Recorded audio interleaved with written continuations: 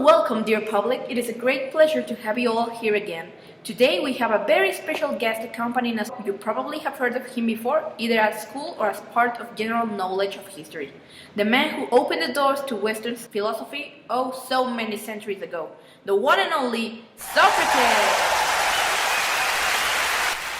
Thank you for having me here.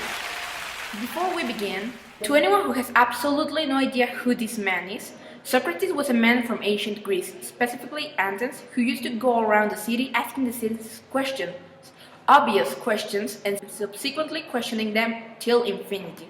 He ended up with so many enemies for it.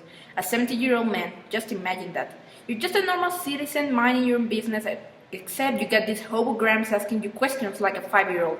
Damn, get off my back, old geezer. So well, Socrates, enough talking by myself. Tell me about you. We gathered some questions from our Facebook followers and we chose the most interesting ones. Some of them are about your own teaching method and even one of them is about your latest years. So the first question we got is, when you were walking around in Athens, you used to ask several questions to people who seemed to be wise. Why? Well, basically, it was looking for the truth, I believe that the best way to find it is by asking questions. For questions in order to find out the false knowledge that someone has. I used to ask to the people about the things that look as the most obvious things in the world.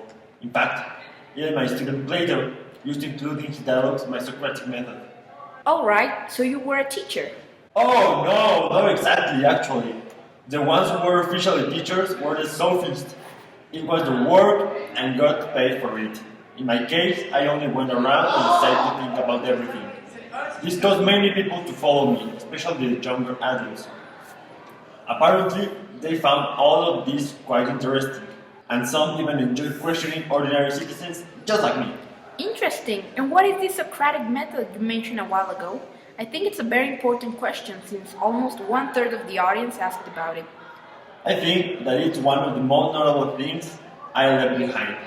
The Socratic method consisted of asking questions in order to find the truth. By asking questions, people would reason and try to answer. By taking the knowledge that I already have and trying to put pieces together to find a solution. Although it was fairly usual that the people I chose, whom I thought they were wise, turned out to be quite ignorant. And when they were pointed out as ignorance, did they get mad at you? Of course, and it was a bit funny, since I just tried to find the truth. I didn't mean to offend them. So, did angering those people cause you problems? Yeah, for sure. Some of them managed to accuse me of being heretic and for corrupting the youth.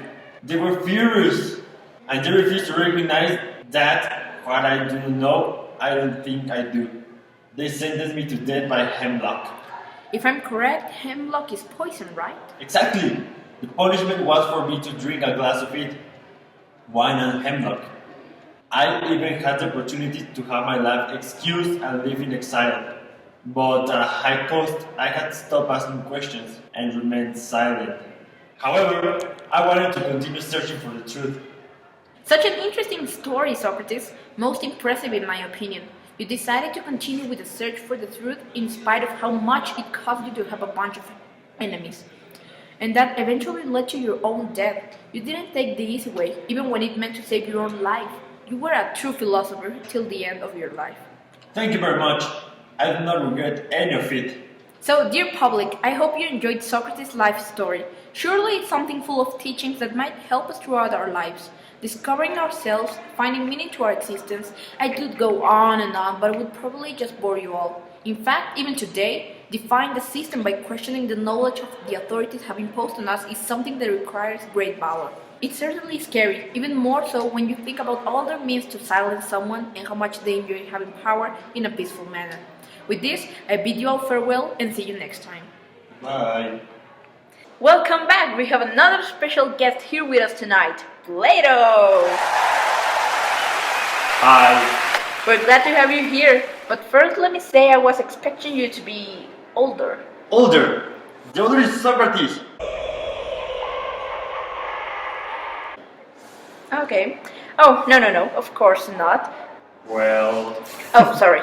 The reason for having you here today is to ask about your work and the impact on today. And for the public that does not know you very well, could you introduce yourself?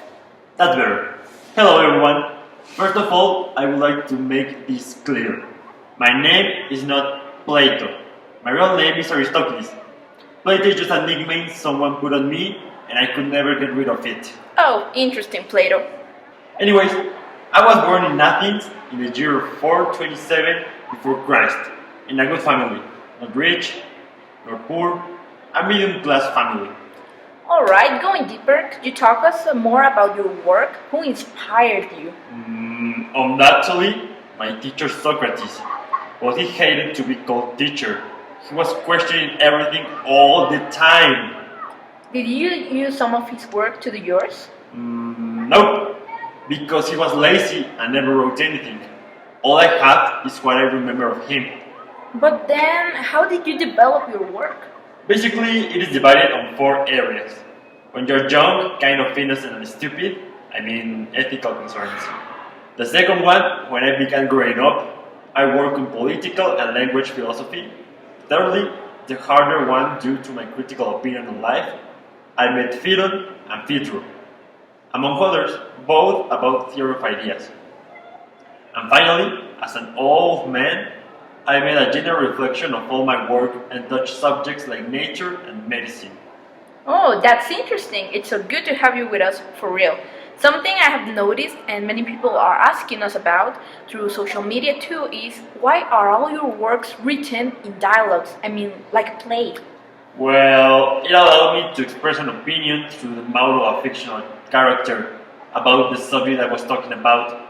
It helped me to avoid a lot of problems, because they were not real. Also, Socrates used to teach me through speeches, and as he didn't consider himself a real teacher, I was not able to take notes. Oh, that explains a lot. Plato, this is my last question. What does it feel knowing that your ideas and work are still alive 900 years after you wrote them? It's impressive. At first, I only did it because I thought it would be interesting to continue the work of Socrates after his death, But then I started to question more things, and I'm glad to know it still lives until today. Thank you very much for joining us tonight. It was an honor. See you next time. See you. Bye.